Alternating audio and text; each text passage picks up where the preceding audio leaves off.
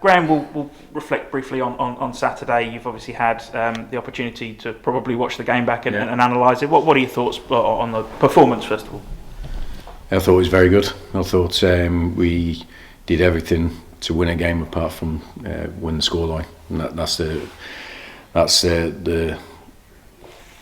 black and white. I saw it at the time, but sometimes that's why I don't like to debrief straight after games, because I always want to sort of analyse it in the cold light of day. So that's what I did, and I saw what I saw, and I've been in the game long enough to know hold my hands up if we ain't been good enough, and I've said that a couple of times this season. But certainly Saturday wasn't one of those. We gave a free goal away, which put a lot of pressure on us.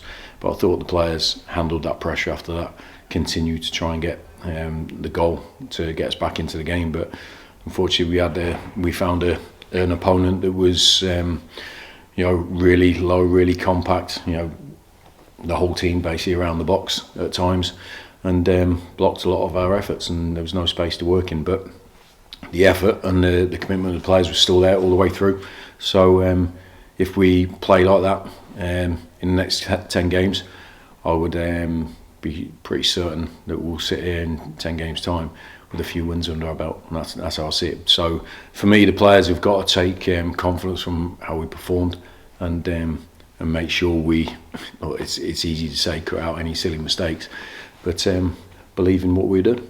When we spoke to MJ after the game, he said you almost have to get used to and find out ways of beating teams who want to come to Stadium MK and sit back. And I suppose that's one of the battles, isn't it? You're not just facing a team that wants to come out and play football, but sometimes a team that wants to sit back and hit you on that counter. Yeah, but I don't think every team's done that here. I think the games we won at the start of the season, in fact, in the first month, all the games we won, I think the opposition had more possession than us, but all the games in the last 3 games we've averaged like 60% possession. So it's I think different opponents have different tactics according to their strengths and where they perceive their weakness to be.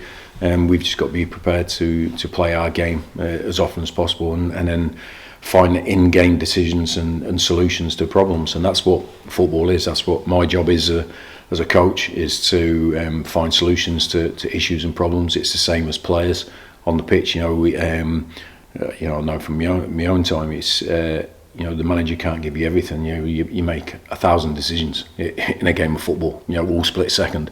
So you have to find solutions to make work what you want to work. And apart from put the ball in the net on Saturday, I thought we did everything that you'd expect or hope for the team to do. So it's you get games like that. But like I said on Saturday, if you get a game like that after consecutive wins, you just show your shoulders. It was just one of those days when it's come off the back of a couple of difficult results.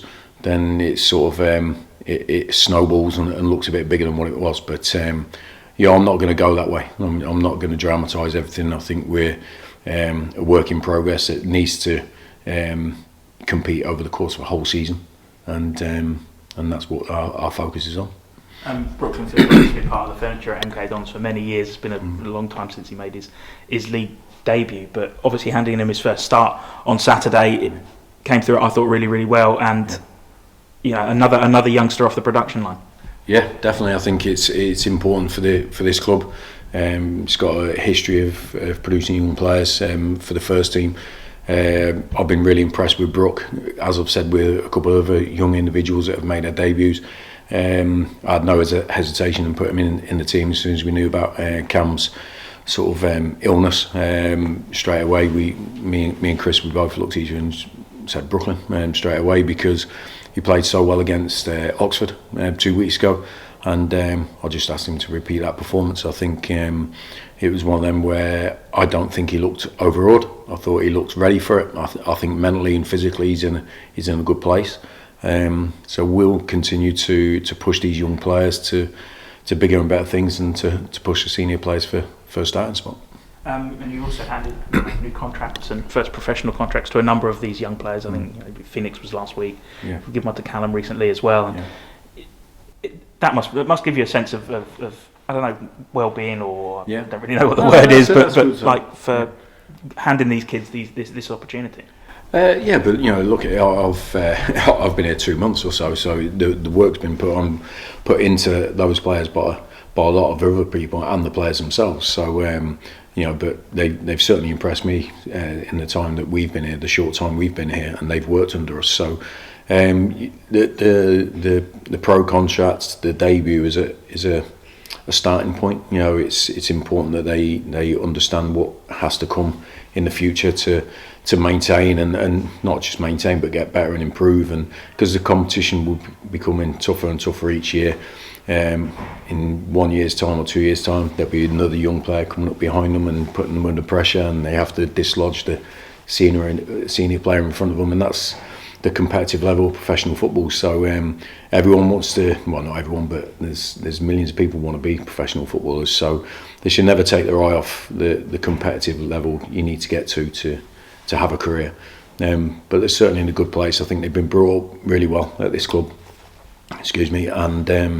And are ready to start their careers in a proper fashion. So they've certainly impressed me in the time I've been here. I suppose the old adage is if you're good enough, you're old enough. There's no fear of putting them in just because they're young. No chance. I think look, I made my first team debut at, I think, 17, just after my 17th birthday, and then my league debut when I was 19. So my first debut couldn't have been that great, but my league debut came a couple of years later. But if someone hadn't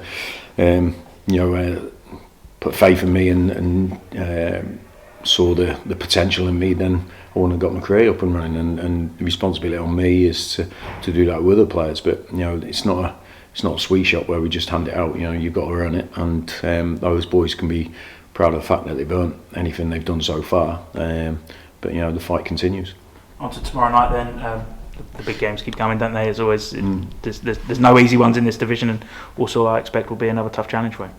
100%. I think they just beat Bradford away from home on Saturday, but look, it's one of those, you see the results coming in each week and the level of competition we faced in the 10 games. There are no gimmies in professional football, and I repeat this year in, year out, because I learned it many years ago that as soon as you think you've got a God-given right to win anything, then you're not gonna, and you're gonna get a slap across the face. So our aim is to make sure that we understand we have to be at our best level week in, week out to give ourselves the best chance, and Tuesday is no different to any other game for us. Wherever a team is in the league, size of it, what their previous result is, shouldn't really come into our thinking. Our thinking should be, how do we maximise our performance and our qualities that we've got within the squad, and we have quality in there. So, but we have a little issue at the moment, I feel, of just getting over the line in the last few games, where I think when we get to the end of the season, we'll look how important the points we've picked up, the draws, and look where we can improve on the results we haven't got. But the stats behind it, I know people don't want to hear this, are slightly improving week by week, and it is a process we're trying to go through. But if people want to stick with us, it'll be great, and that's what we want. We're all here for the same objective, and that's to get MK Dons back up that league pyramid, where it feels it belongs. But there's a lot of hard work to be put in place. So we won't get distracted by it. We hope and want the support for ourselves, but we also understand, and me especially, have to earn that support. So that's what we'll try to do. Any injury concerns? I mean, obviously Cameron was out ill. Is there anyone else that is doubtful or missing? Yeah, obviously Dean Luton missed on Saturday with a little issue he sort of had after the previous 2 games. So we're hoping, not bringing him out, but he dropped out of training before anything significant happened. So the time scale on him returning is unsure at the moment, because it's about his recovery powers. Is that still? I suppose it's still recovery from the injury he had in pre-season as well, isn't it? Yeah, I think it was not a reoccurrence, but there was a tightness in there where he'd injured it in pre-season. Look, we don't take risks with players. It's what we did with MJ when he reported a slight swelling.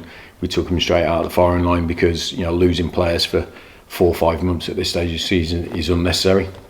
Certainly, if there's warning signs there to protect them, and I believe in our squad. So yeah, we'll see how he progresses over the next week or so, and you know, the more players, the more good players we have available to choose from, the stronger we are.